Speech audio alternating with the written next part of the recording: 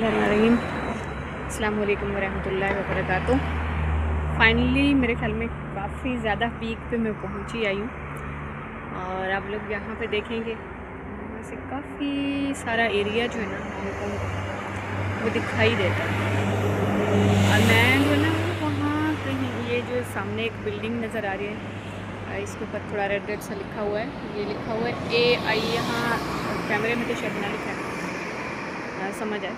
इससे भी कहीं थोड़ा पीछे को करके है वहाँ पे मेरी रेजिडेंस। और मैं बस ऐसे चलते चलते जो है ना यहाँ तक पहुँची हूँ।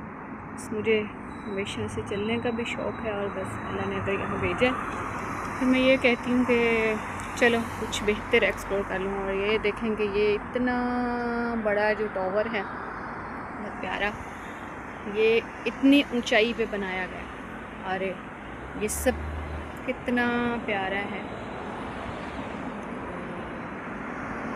अल्लाह पाक हम में भी हिदायत दे, हमें भी तौफीक दे कि हम अपने मुल्क के लिए कुछ कर